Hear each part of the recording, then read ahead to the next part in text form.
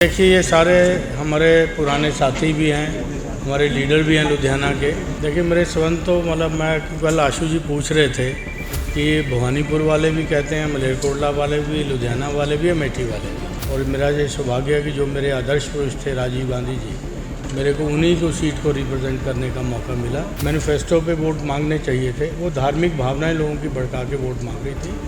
UP में तो ये पूरा फेल हो गए, हर जगह ये फेल हुए।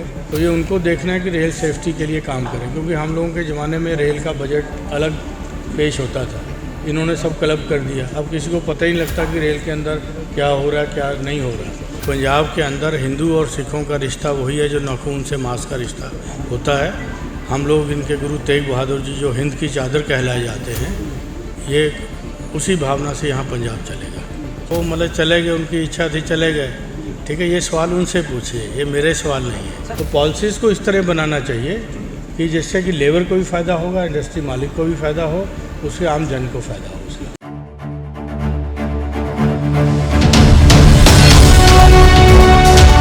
जन हितैषी, टीआरपी नहीं भरोसा आपका। किस तरह का स्वागत है और कांग्रेस को कितना बल मिलेगा?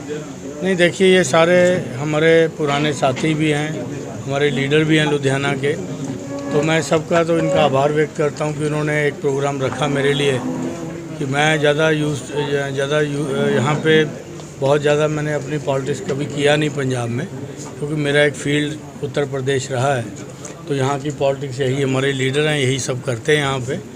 तो मैं इनका आभार व्यक्त करता हूँ कि उन्होंने एक कार्यक्रम रखा, जिला अध्यक्ष जी ने कार्यक्रम रखा, सबको कॉल किया।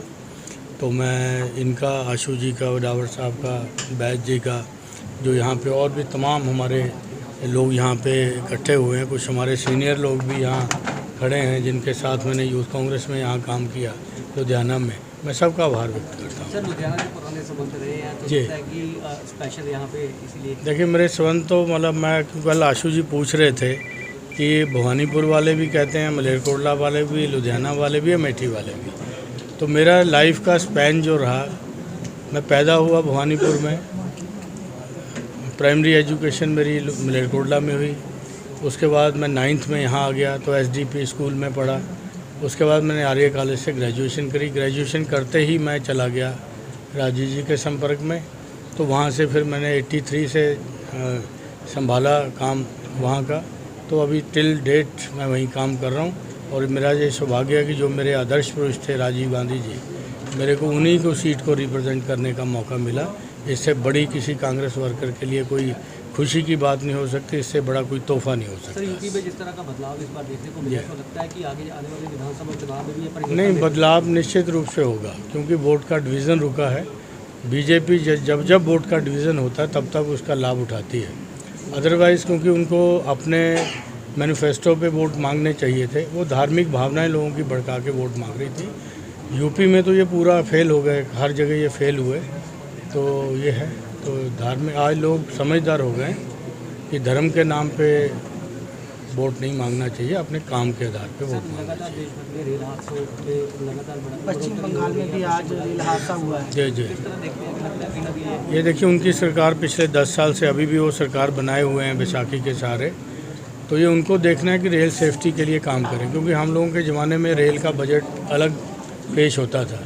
इन्होंने सब क्लब कर दिया। अब किसी को पता ही नहीं लगता कि रेल के अंदर क्या हो रहा है, क्या नहीं हो रहा, क्योंकि उसके अंदर सब कुछ सहमति ली जाती है कि हर एरिया के सांसद का कि उनके यहाँ क्या होना है। मुख्य रूप से क्या है कि रेलें चलाने से ज़्यादा रेल की सेफ्टी के लिए करना है। हम बुलेट ट्रेन की तो बात कर रहे हैं, लेकिन रेल पटरी की बात नहीं कर रहे। यहाँ पे नित दिन दुर्घटनाएँ हो, रेलवे में पोस्टें कम की जा रही हैं, तो ये ठीक बात नहीं है। सर, एक अमृतपाल को लेकर जो रवनीत बिट्टू मिलने की बात कह रहे हैं, तो क्या लगता है? देखिए मैं इन दोनों की बात नहीं करूंगा, क्योंकि मैं ये जानता हूं पंजाब के अंदर हिंदू और सिखों का रिश्ता वही है जो नाखून से मांस का रिश्ता होता है। हम लोग इनके गुरु तेग बहादुर जी जो हिंद की चादर कहलाए जाते हैं, ये उसी भावना से यहाँ पंजाब चलेगा। सर, बंदी सिंहों की रिहाई को लेकर भी मांग उठी है, तो रवनीत बिट्टू ने कहा है कि जिन लोगों ने सज़ा पूरी की है तो हम कोशिश करेंगे। बिट्टू जी का प्रश्न हम मेरे से, तो उनसे पूछिए आप।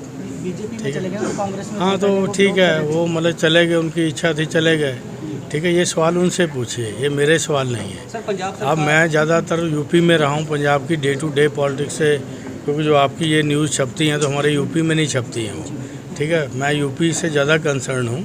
सर इंडस्ट्री को लेकर क्या कहना चाहेंगे? जैसे पंजाब की इंडस्ट्री लगातार प्लान कर रही है, तो पंजाब सरकारों का लगता है फेलियर कहीं ना कहीं। नहीं, ये पूरे देश में हो रहा है, क्योंकि यूपी में ये इवेंट कराते हैं, ये कराते हैं और यहाँ भी ये कराते हैं, लेकिन यहाँ पे एक ऐसा माहौल नहीं दे पा रहे जिससे कि इंडस्ट्री यहाँ पे ग्रो करे। इंडस्ट्री के लिए एक वातावरण दिया जाता है, तो वातावरण इनको देना चाहिए, उस तरह की इंडस्ट्री भी सर्वाइव करे, उसके अंदर लेबर भी सर्वाइव करे। तो पॉलिसीज़ को इस तरह बनाना चाहिए कि जिससे कि लेबर को भी फ़ायदा होगा, इंडस्ट्री मालिक को भी फ़ायदा हो, उससे आम जन को फ़ायदा हो उसका।